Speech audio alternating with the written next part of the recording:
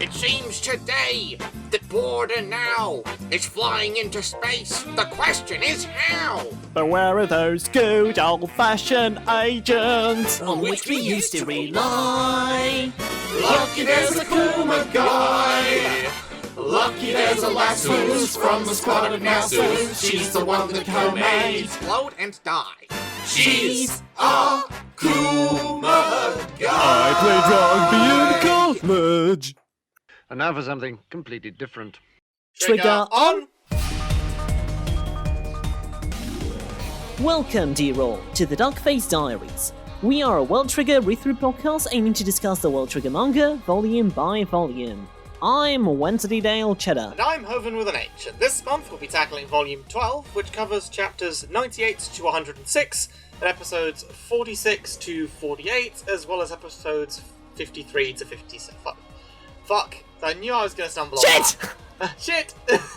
as well as episodes 45 to 48, and episodes 64 and 65. This is wild. A first episode without a guest in 4 months? I think more. As a result of the break, so this should be interesting. It feels weird now. Oh no, are we actually gonna record an episode that's gonna take, I don't know, half an hour that I can edit easily? Oh no, whatever shall we do? Oh no. How are you doing? I'm doing not too bad. I've had a very chill few days off, getting into the swing of things with my new job, and I took the dog on a nice long walk today, which was nice. I, for one, am currently making my first D&D character. First proper D&D character. I've had other tabletop RPGs before. It kind of turned out that World Trigger broke me in a way, so tabletop RPG-wise, since now the more complicated the rulebook is, the easier it is for me to obsess over and make tactics for. Okay. I used to be all over just role-playing and not paying attention to the rules too much, and always asking the GM a lot of the same questions since I didn't bother remembering. Now I'm all over that shit.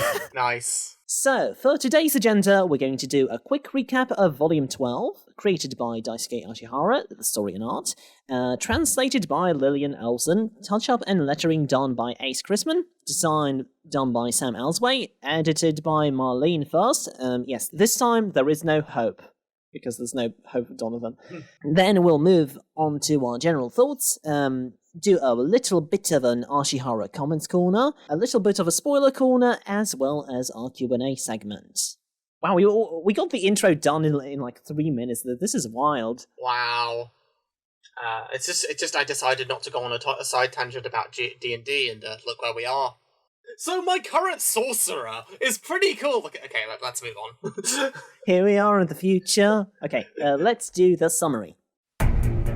We open with Konami dunking on Hughes. Wait. What? Aren't you forgetting something? Rank Wars, Shokugeki no Yuma. Oh, okay.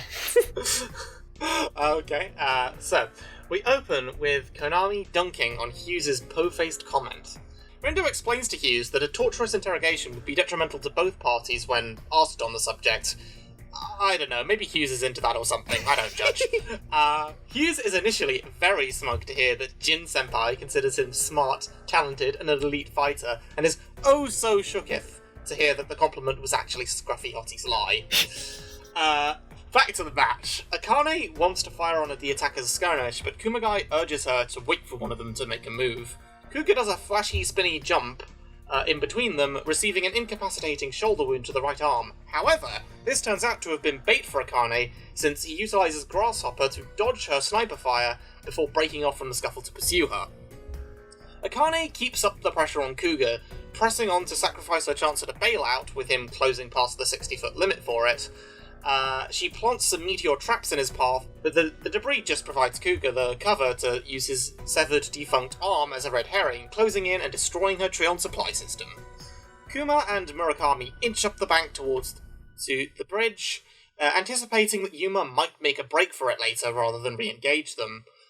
He manages to cut off one of her hands, kneecapping her usual two-handed fighting style. This leads Kumagai to change tact, unloading wave after wave of meteor, despite having never used a shooting trigger before, onto him to compensate for the weaker swordplay.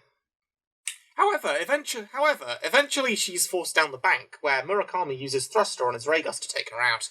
He also narrowly avoids a trap laid by her on it right before her Treon supply forced bailout. Kuga emerges, challenging Murakami once again. We cut back to the pincer attack on Nasu, with Osamu on one side and Kuruma on the other. Taichi emerges from bag one to combine shields with the captain, forcing Nasu to switch to a pinpoint attack, which she cleverly disguises. Osamu puts up more pressure, switching to less explosive, more accurate asteroid bullets, and hopes Nasu won't realise he has no sniper cover after all. Kuga and Murakami are locked in an intense melee, with Kuga utilising Kazuma's mole claws and a modified version of Kitora's leg blades, splitting them inside his Treon body to put up the illusion of there being multiple blades. We're treated to a brief flashback of Yuma in the neighbourhood, adjusting to his Treon body's lack of sleep. Just a few days after receiving it, Replica offers to review combat theories with him, and this appears to be the first time Yuma truly recognises Replica as a companion rather than merely a machine. We cut back to the fight where Yuma is on the defensive against Murakami, relying on Grasshopper to evade him. Osamu urges Chika to move to support Yuma rather than him. Kuruma decides that he and Taichi should move closer to Nasu to avoid being pushed out to the east bank, when Taichi realises a split second early that she's using a new type of bullet on them and pushes Kuruma to safety, taking the full force of Nasu's new composite bullet tomahawk attack. This slower, more explosive bullet, being a combination of asteroid and meteor, takes time to form but packs a hell of a punch. The attacker's battle reaches the broken bridge, as we get yet another flashback of Yuma's pre-battle theorising, showing that he imagines himself with what Replica might be saying if he was still around. He resolves to try and draw from an idea Murakami hasn't seen from him yet. Ko is launched into the air with a bunch of grasshoppers laid out on the bridge below, with Yuma quickly joining him in mid-air. Chika then destroys any foothold they might have, taking the battle into the water, where Yuma outmaneuvers Murakami and dispatches him with a leg scorpion from an unusual angle. Jin points out that this utilises the scorpion's ability to be of uses from any position. But here, Kuga struggles against the current towards out of bounds, as only Chika and the free captains remain. With the need to lure out Chika's fire gone, Nasu retreats from being out in the open, manoeuvring through the buildings more tactically. She pursues Kuruma, leaving Osamu alone on the rooftops. Hughes assumes that Nasu's squad's victory is assured, with Tamakoma unable to rely on multiple participants at play. He then unwittingly preempts their strategy of destroying levees in the river to drain it, as Chika allows the water into the eastern residential area to slow both Kuruma and Nasu. Osamu closes in on Nasu just as she's able to defeat Kuruma, leading to her taking some heavy fire from his last attack while off guard. Osamu closes in with a thruster, but before he's able to land a hit, some tomahawks that appeared to have missed Kuruma loop back around and take him out. Nasu is confronted by Yuma, who seems to have crossed the river. Sad that she is unable to score one more point, she's forced to bail out, giving the point to Kuruma and overall victory to Tamakoma too. Wensleydale? So, it looks like I always get these post-battle chapters. As all the teams wake up in the strategy rooms, we get ready to hear out Tachikawa and Jin's closing statements. So the gist of their final thoughts is, Tamakoma used the weather and the terrain to their advantage, despite not picking the battlefield, that is. Kuma and Akane bought time for Nasu to earn some points, even if they did get eliminated. Ko got careless because he worried about babysitting his teammates, and Nasu had too much pressure on her being both the ace and the captain, while Osamu and Kuruma were able to lead, strategize, and, shall we say, act. When Mikami asks if Kuruma made the wrong call waiting for Ko, Tachikawa says it's pointless to judge strategy based on the team winning or losing. Then Jin's like, "Hey, whoa! Mikami knows that! Stop mansplaining that to her! Respect women, their opinions and personal boundaries, just like I do!" Unibi was like, Unibi agrees. Okay. We cut to Izumi, from Tachikawa's squad, the number one shooter, viewing the match from a private room, and praising Osamu's strategy of being an annoying pest to Nasu as well as Chika's power. We finally see who he's talking to, the B-rank number one squad captain and overall number 2 shooter. Masataka Ninomiya.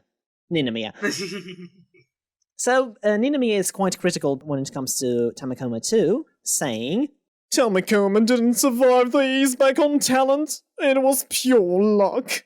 Tachikawa, such lame commentary. Four Eyes is a small fry who dabbles in strategy. They can't win against someone with both tactics and combat skills. And Amatori, no matter how much power she has, all she can do is demolish buildings. Today's match has made it obvious that pint-sized cannon can't shoot people. So back at the base, Osama doesn't have much time to feel insecure about not scoring any points, because the next match is already announced, and it's a four-way this time. Nice. Against the B rank number 7 Azuma squad, B rank number 2 Kageura squad, and B rank number 1 Ninomiya squad. As Shiori makes her teammates take a break to eat some biscuits, branch director Mei Zurindo takes Yuma out for a ride to headquarters. Osama tags along and they see Hughes in the car, not Maze this time, just regular Hughes. When Rindo attempts to break the ice by saying Osama and Hughes came up with the same strategy, Hughes is like, my intent and timing would have been vastly different from his, don't lump me together with this amateur, it displeases me. Hughes of course can't wait to be tortured by HQ to get information out of him and immediately says, oh no, he won't say anything about after. Kinuta says, well, it will be quite difficult since you don't even know how to pronounce it, but he also tries to threaten the swooshy head. But Shinoda tempers his impatience. Yuma also seems to be horny for torture since he's like, oh yeah, it probably won't be too effective, but come on, he's murdered a lot of your people, don't you just want to go apeshit on him? Shinoda does reveal that Afto basically intended to abandon him, and Enidora from the start, but Hughes's loyalty to his motherland is unwavering. The assessment ends soon, but Kinuta still needs Yuma for a bit. The question is why? On the way, Kikuchihara decides to be a dick to Osama for not doing anything in the last match, but is surprised to hear Osama is well aware of his limitations, and intends to amend them. We learn the reason why Hughes is staying with Tamakoma. This was done in exchange for Yuma's help with interrogating the prisoners of war as a lie detector. Prisoners of war plural? Why yes. When Osama comes into the engineering room, he notices a black rad. The Tryon soldier is infused with Tryon and wakes up, revealed to have the consciousness and memories of none other than Enidora the Explorer. Osama's like, oh yeah, Yuma and Replica are quite similar in concept. They both have personalities in Tryon bodies. The problem with Enidora is that he wants to share all the information about Afto, so Kinuta doesn't trust him. Yuma says he can check that for him. After all, he found out about Kinuta lying that he was ready to torture Hughes. We get a massive revelation about the neighbor world. When asked about the reason for the large-scale invasion, Enidora replies that the god of the world is dying. A planet nation's god is someone with high enough Tryon thrown into the mother trigger, a giant trigger giving life to the planet. When a god is sacrificed, they become one with the trigger, and watch over the planet for centuries. And then they die, and the planet dies with them. The more the Tryon, the bigger the land. Enidora the Explorer also says he'd be willing to take border to Afto to take his revenge on Hiron and Moira. When Osama and Yuma come back to Tamakoma, Shiori and Chika are waiting with a guest, Ninomiya from Shinomiya Squad, who wants to ask a question about Chika's brother, Renji. So Ninomiya shows the picture of a girl he seemed to have a certain fondness for, accused of stealing triggers and taking them across the gate to the neighborhood with 3 other civilians.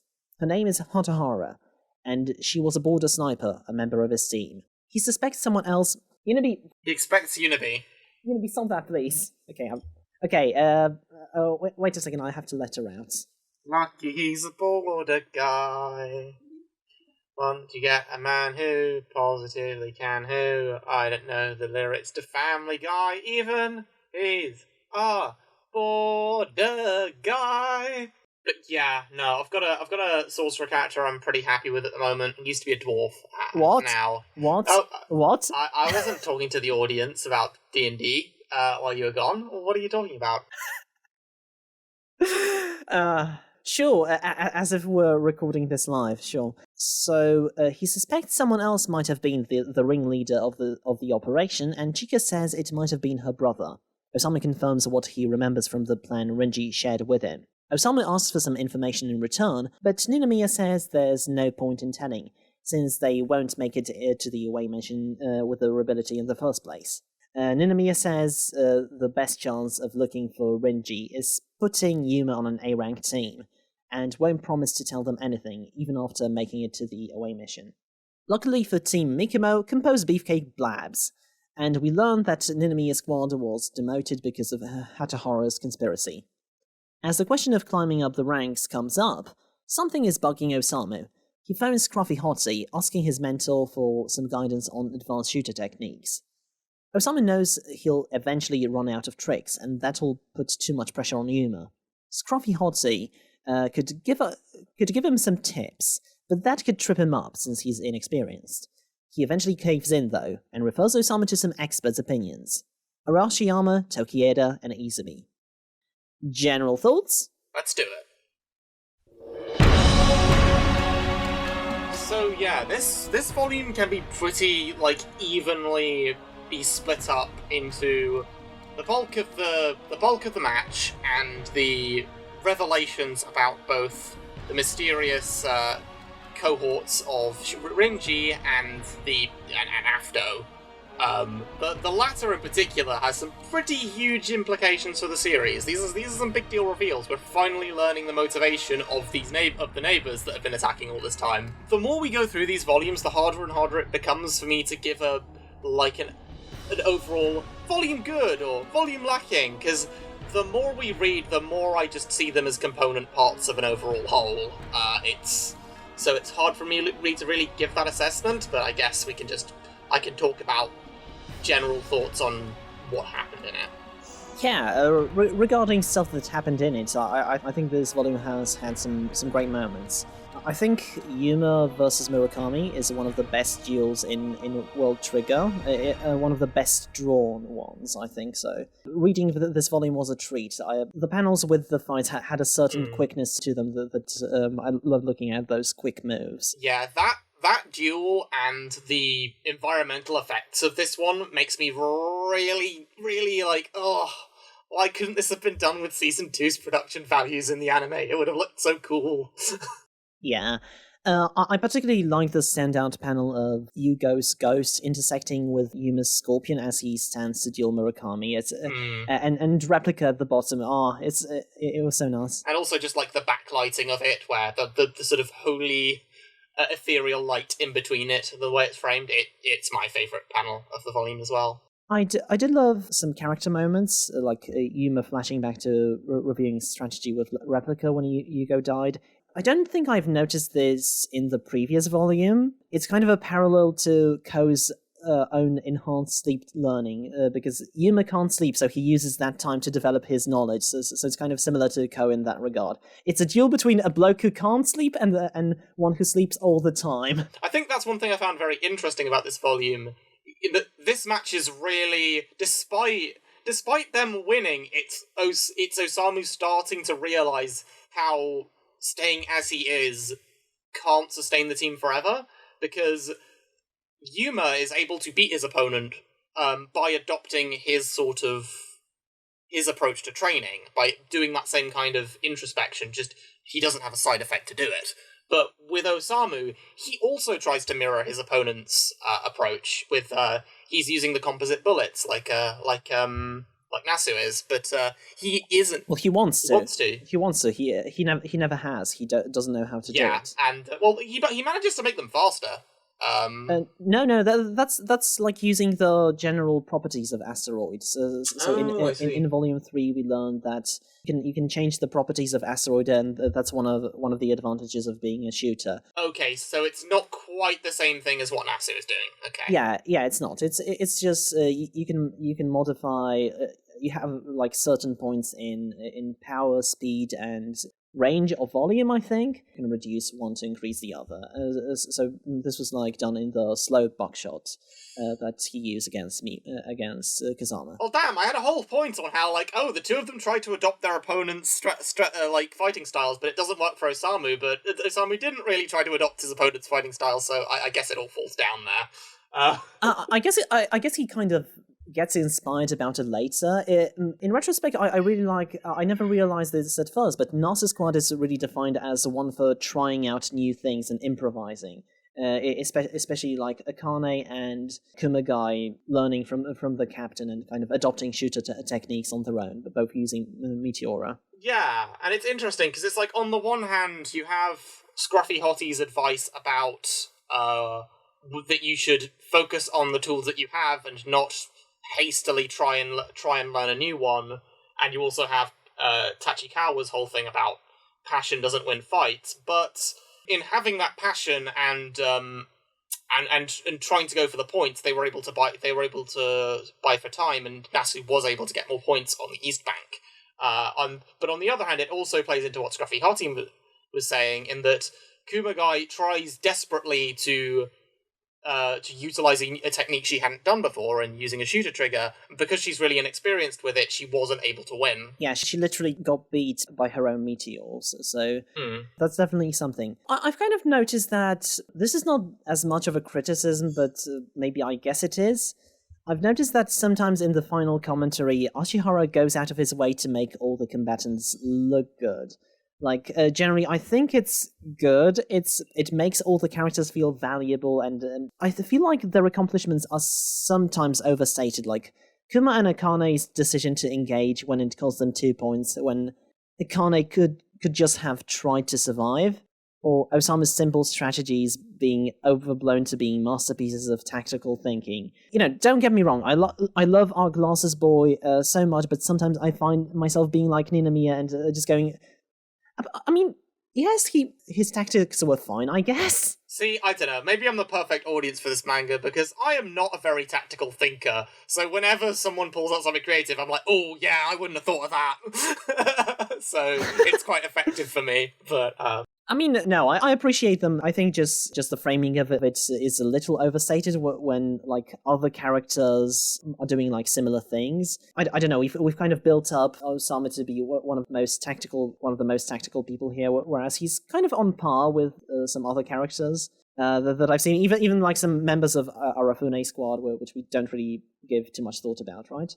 I actually have a post-battle commentary related volume nitpick as well. I don't even know if it's necessarily a nitpick, but it's something that struck me as strange, which is Yuma getting out of the river is very offhand and unexplained, and I know that it's something you can kind of use inference, like, okay, the levee being destroyed probably meant the current was less strong, he also has grasshoppers. I found it in a series that frequently outlines every part of the strategic process, and you know they had the post-battle analysis to do that. They don't line that out. It's a little bit of an anomaly for how World Trigger usually likes to explain everything. Which so I'm like that's unusual. Like I remember the first time I read this, I was really confused about how he got out of the water. But yeah. He kind of has infinite grasshoppers. But yeah, I guess it's I guess it's a minor problem, but it is there and it sticks out. It's like, oh yeah, Yuma has to be there at the end of every battle, especially in comparison to the last one. So coming back to Osama's character arc, he's developed in an interesting way there. He's someone who clearly makes the right tactical calls with his limited ability, but has two serious emotional weaknesses. So first of all, it's his inferiority complex that he's not doing enough as a combatant, even though he's a captain, and that makes him make more risky plays himself, like injuring his physical body during the invasion, or attacking Nasu when he really didn't need to do that so riskily here. And the other being overprotective over Chika, I guess. Yeah, and like I feel like with the first one, Ninamiya, the way he looks down on him and tells him how much his battle prowess is going to be needed is only going to play into that further with him making risky moves. We kind of see it in Kurasama's reaction, but I think Kurasama... Sorry, Scruffy Hottie. What am I talking about? Who's Kurasama? It's one of the characters in School Rumble, right? Scruffy Hottie kind of sees that, yeah, this is a phase that Osama has to go through, and kind of realize his limitations even further. That's kind of how I interpreted him caving in the end. Yeah, Ko's... I mean, one thing we get is that Ko's recklessness being in response to Taichi's bailout is a nice detail that we only really get in the post-match analysis, because it all happens so quickly, so I guess that is one advantage of them. So, I fucking love how Tamakoma is treating Hughes, like Konami and Yotaro making fun of his edginess and mildly bullying him in this kind of family atmosphere. I think it's much more exhausting for him than regular torture would be. His fucking smirk when he hears Scruffy Hottie telling him that, oh, he thinks you're great, he thinks you're really cool, Hughes.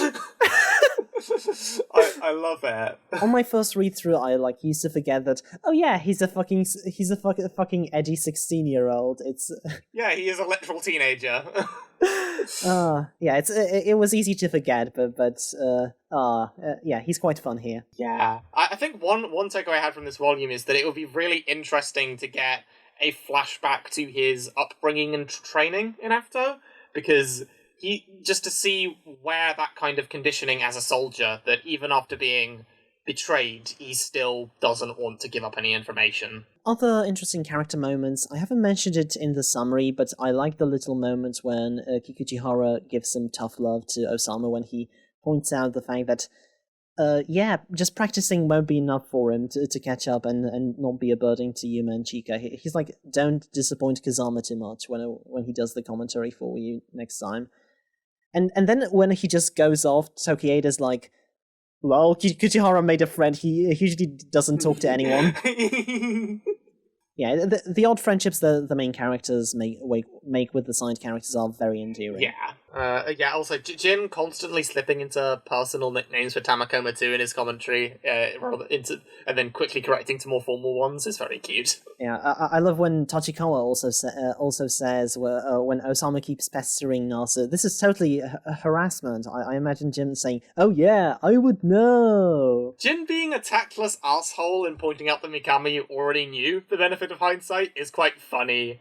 Because it definitely inverts our initial impressions of Jin being the more kind of friendly, amiable one that we got at the start of the series, with Tachikawa as the aggressor, whereas like, no, actually Jin could be kind of a dick. Dick to him. I guess in terms of, to go back to Tachikawa's speech on passion, we've talked about how World Trigger contrasts how it views passion in combat versus other battle shonen. And I think it's very interesting that the series definitely values it. After all, without it, Tamakoma wouldn't improve. Yuma, who wins against Ko, does it out of a passion for battle. He is there more to enjoy himself at the end of the day. And it also values the sense of humor, as you said. Yes, as humor, and it's also just without his passion to improve, Osamu wouldn't improve. But at the same time, it's not something that you can coast by on in a fight. I agree with what Grail said last time. It's one of the central tenets of the series, and I wish I could describe it differently than facts don't care about your feelings. Oh yeah, I think it tells us a lot, because this volume was really cool with establishing Ninomiya as a long-term rival, because one, he is a collected, cynical benchmark for them to cross and for them to disprove, and you really want them to be able to disprove him, and he's also holds information that's important to their quest, so it's kind of a double whammy of beating this guy is going to be really important. And I also think it tells us a lot about him, that he is one of the earliest rivals to recognize Chika's problems with shooting people, despite the match being in such obscured conditions, so it probably wouldn't strike other people as that obvious. His appearance also reveals to us that apparently Border has memory erasing technology, That's terrifying, especially for a private military holding power in the city. Natsuki! I mean, he just does the PR. It's really Kido's responsibility, but yeah. Let's see. Are there any other things about the initial match? I think that's all of it on my end, except for Usami giving Chika head pats is a good. I have a note on Kumagai's fighting styles. So she uses her Kogetsu two-handed plus a floating shield.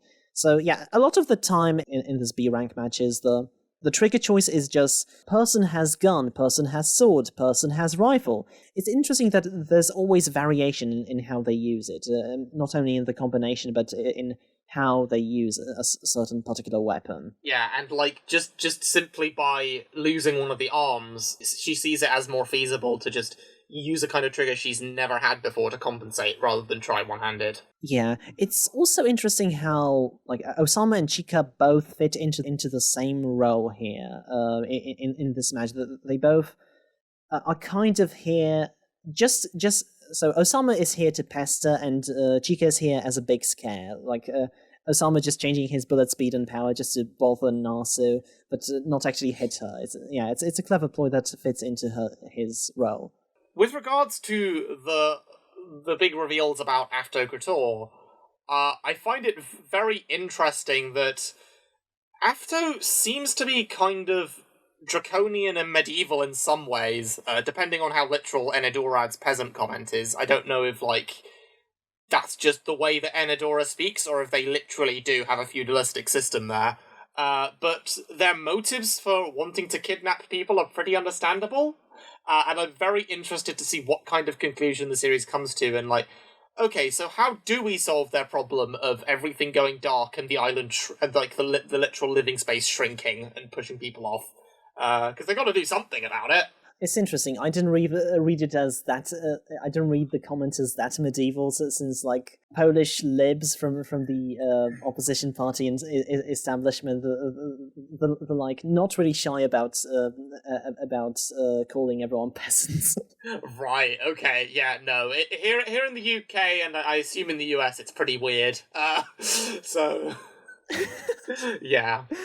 Yeah, it's I guess it's a national kind of embarrassment that we think of ourselves as more of peasants in comparison to the rest of the world. So yeah, that's the thing about Taichi and Co. will protect Kuruma no matter what, but because that's just how Suzunari 1 is. So is this just because of his talent as an actor, or what else did he do to earn that loyalty? I'm generally more and more interested in Suzunari 1 in general. What else? He worked alongside the great Nanoka Satsuki and was able to help her realise her actress self. That ain't nothing. I love that we're referencing our Q&A segment. From what I've noticed in the YouTube studio, that's around the time when people kind of drop off the viewership. Well, viewers, if you want to get all of the jokes, you shouldn't do that. Just saying. Absolutely. Right. Yeah, I think so on more on the Enedorad scene. I like that I find it interesting they refer to individual planets as countries, and the neighborhood is seen by the neighbors as a collective world. Which it sort of plays into that sci-fi space opera trope of planets often feeling like one singular nation rather than a diverse world. And it also strikes an interesting parallel and contrast with the real world here, because Mikado City is such a dominant location, and the rest of the world is sort of thought of as an afterthought. Like, the idea of other countries is barely really or what's going on there is barely touched on, because Mikado is such an all-encompassing hub. That's just Mikado City and Canada. That's it. That's the tweet. I fucking love it that we made the joke in the fucking Medan Zero. Okay, if you haven't watched it, so if you're listening to this as a podcast on Anchor or Spotify or whatever, you've missed the special April Fool's episode when we read the first chapter. We live read the first chapter of Eden Zero by Hiro Mashima, author of Fairy Tail. Basically interpreted it as if it was World Trigger. They kind of do the same thing, don't they? In that the planets are basically like floating islands, from what you've noticed. I mean, yeah, that isn't something exclusive to Eden Zero. It's just, any, literally almost any, popular spacefaring sci-fi that involves interacting with other worlds, just because it's very simple to write. Yeah, it's just quite funny that like Grail, I think, said, "Oh yeah, it's interesting. It's the first time we notice how exactly the planets in the neighbor world are shaped. That they aren't like oblate spheroids. Oh yeah, we've kind of seen it in World Trigger, but we just forgot." Yeah, Grail forgot. Sorry, Grail. You're cool, I swear. Yeah, and I guess another element. The only time we've seen the story leave Mikado City, one of the only times we've seen it is the filler arc of the anime that these chapters are adapted across, where they go to a different city for a bit. Which we're gonna do an episode about exclusively on patreon.com/Wensleydale Cheddar for the $3 tier. Check it out. When it comes out, we have made no plans yet, but we are gonna. I think on the subject of Enidoride himself, what if their other objective was to use Apto technology to restore a full body? I feel like that could be it, but that's my theory anyway. Could be also recovered as a black trigger, I guess. That's basically how Yuma came back to life. Yeah. Also, even going at the angle of this isn't Enidora, that is still interesting in its own way. It's like, okay, there's this new being that isn't quite Enidora, but is mostly Enidora. What are they like with a full body? Yeah. Would the new body even look like Enidora? Probably, but it would be interesting if it didn't. I think that's all of my random observations. Yeah, that's all from mine as well. So let's get to Ashihara Comments Corner.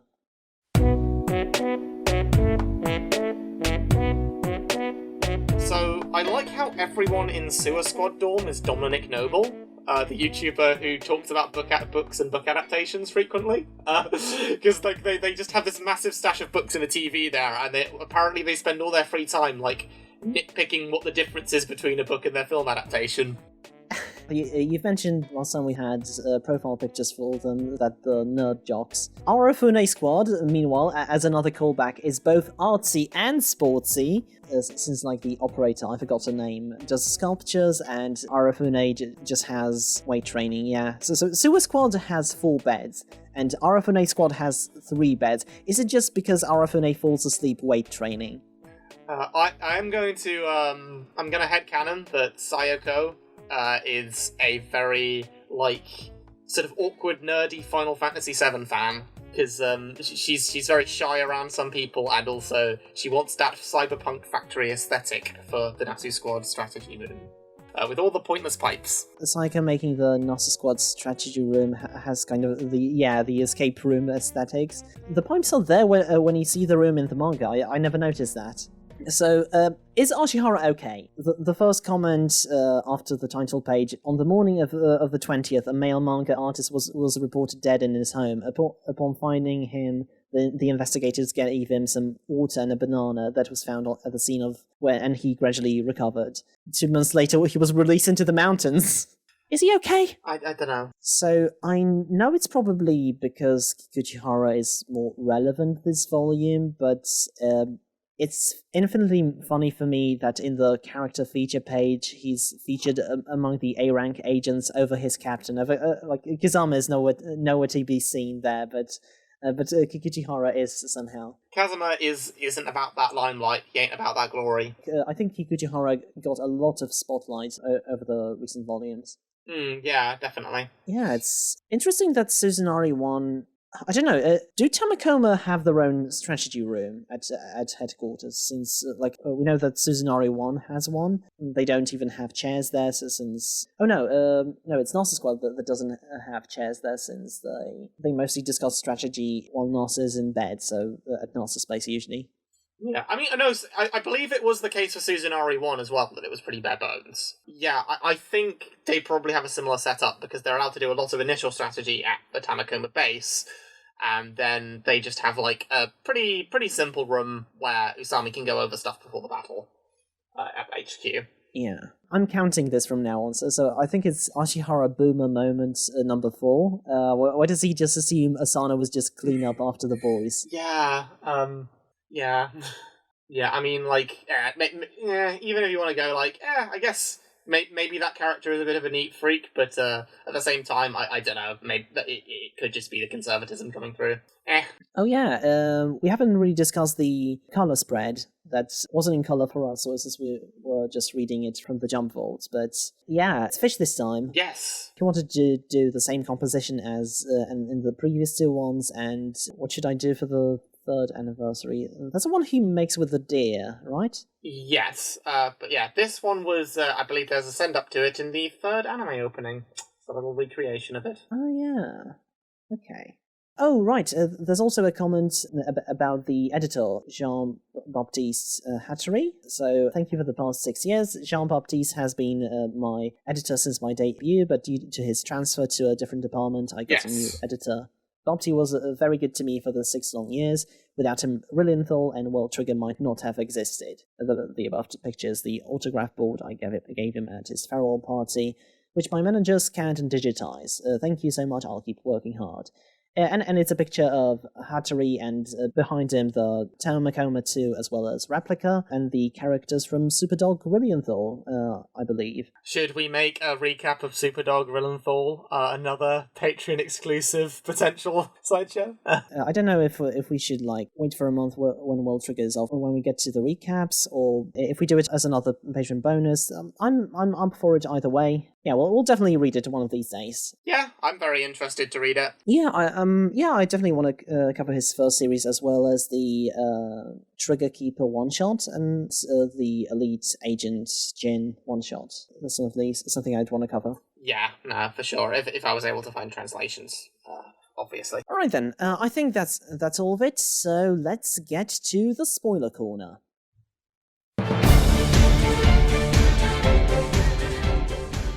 Right then. First of all, I do wonder when Ninomiya is going to make good on his promise that now that they made it to the away mission. Yeah, I was thinking about this as well. I feel like after the exam is probably the best window for it. Is he going to do it literally on the away mission? But I guess from a story point of view, getting that info right before the away mission is probably better because it tells us more about the goal right before they set off for it. He could maybe tell Chika something about his brother, about her brother specifically in the meantime, but apart from that, I think Ashihara will want to save when Osamu is there. I guess the other note I've got is Konami whacking a secret prince on the head and asking him who she thinks he is quite funny in hindsight. It's interesting getting to the away mission test while reading this, since we have the first meeting of Chika and Ninomiya and now in the same squad. It's also interesting because I feel like, in some ways, Ninomiya is just as much of a kind of a rival figure to Chika as to Osamu. He criticizes Osamu's inability to fight just as much as in equal measure with Chika's inability to shoot human targets. It's kind of interesting that the final hit against Ninomiya went to Osamu, while Chika got one against Tsuji or Inukai? Yeah, she still does it against a member of Ninomiya's squad, and it's in a pretty critical moment of the match, but yeah, Osamu is the one who gets that, which is cathartic, because it's like, oh, he underestimated Osamu, that's his big flaw, that was his downfall. Also, I did enjoy Nasa Squad's desperation to earn points, to basically still advance while Akane is still there in the team. It's a foreshadowing of Tamakoma's own struggles at the tail end of Rank Wars, and I do really like that parallel. Yeah. And apart from that, I think that's all from me, so... Okay, shall we go to the Q&A segment? Okay, let's go to the Q&A.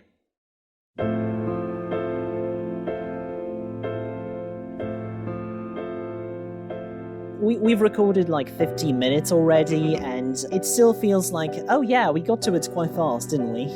Yeah, no, it does. First we have questions from Randall Jr., aka Randall55. Thoughts on the Captain Ace dynamic of Suzunari 1 and Tamakoma 2? Every other squad has Captain also be the Ace. Randall also mentions that, oh yeah, you talked about it during the last episode, so you can disregard it, but I guess, have you got any more thoughts? Yeah, I guess you have a lot of squads that fall outside of the typical Captain as an Ace.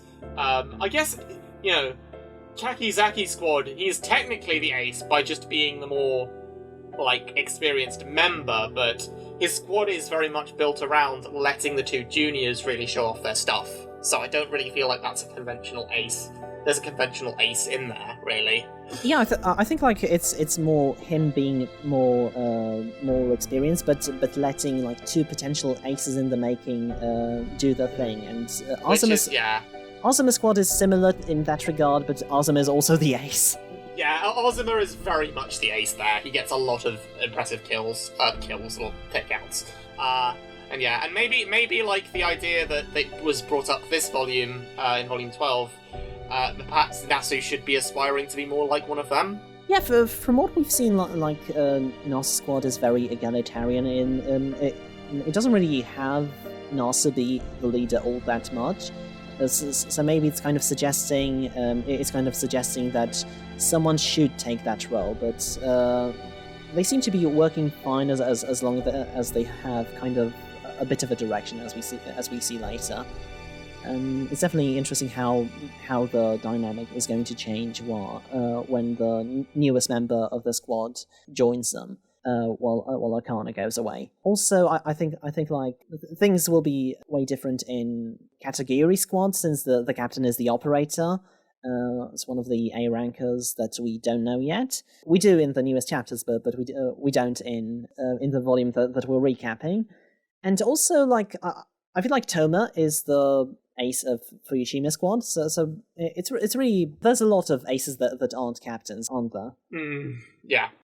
The second question from Randall is, will Yuma's side effect be used in the away mission training? Perhaps if Captain Ryo withholds information or Urashima starts trouble? Ryo is Utagawa, right? Yes.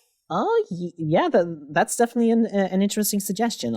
It's going to be interesting if Yuma is going to reveal that, since I don't know if a lot of people know that yet, and this will be all televised. So yeah, there is that aspect. Also, I feel like if Ryo were to withhold information and Yuma were to notice something from him, the lesson learned would probably be sometimes it's okay to, if you trust the person, just go along with the lie and see what happens.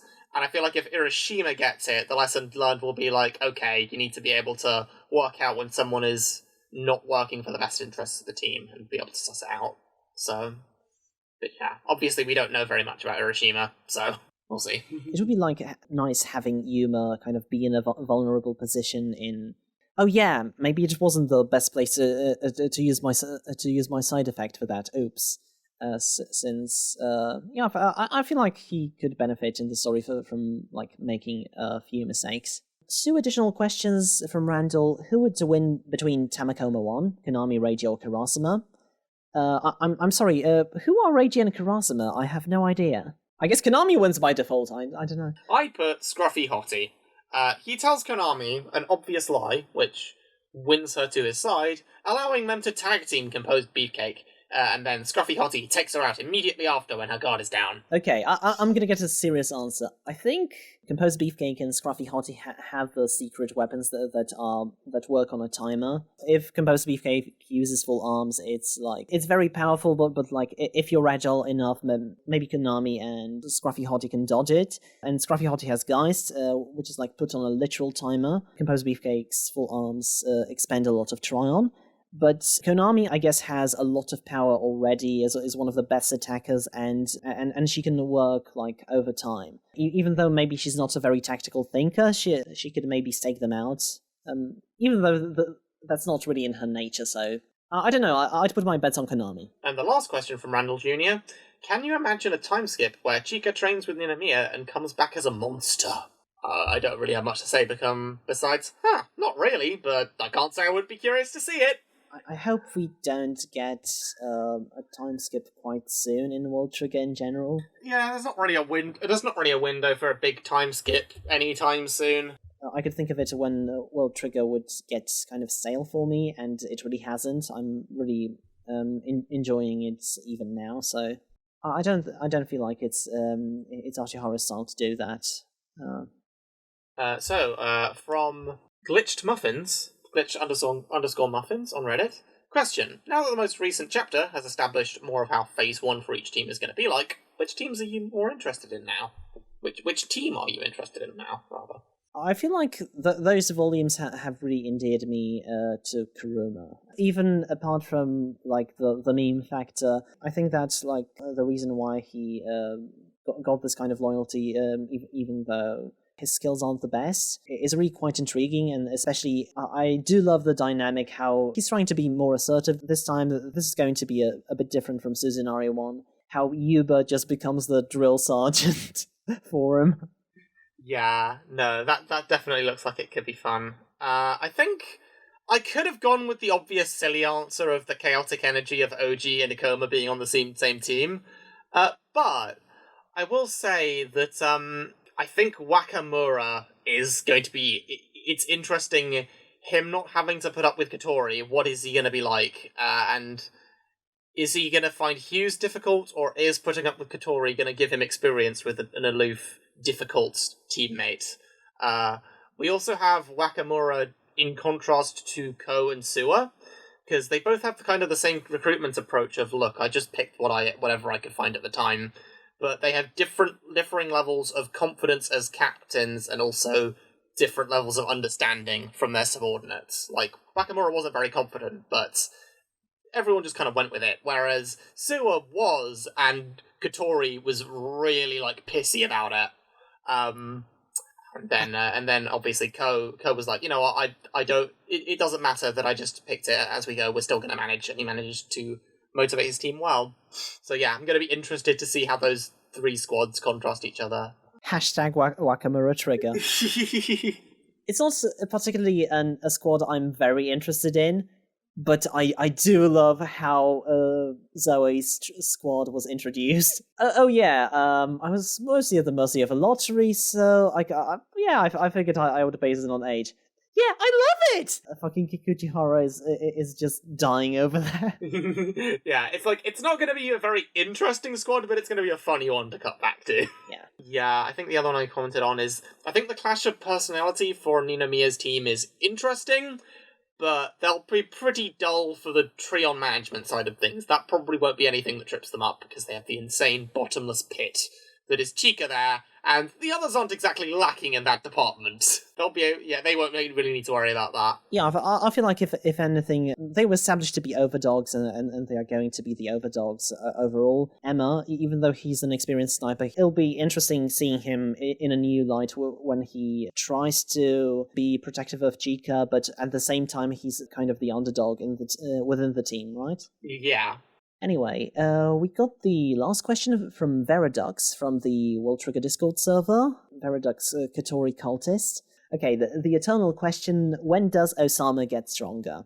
And, I don't know, this might be I don't know if it's that much of a hot take, but I would prefer if he didn't all that much. I mean, according to all of the bits of the World Trigger Reddit that I scrolled down to find the template for the Q&A posts, quite a few people think the opposite. But okay, you guys do you, I guess. I think that his limitations are his basic appeal as a fighter, and I'd like him to lean into his support role and become a smarter strategist while still becoming relatively weak. So like I still think that like compared to Azuma or some other tacticians, like he is still lacking in that regard, and I think like paying more attention to that would be quite interesting.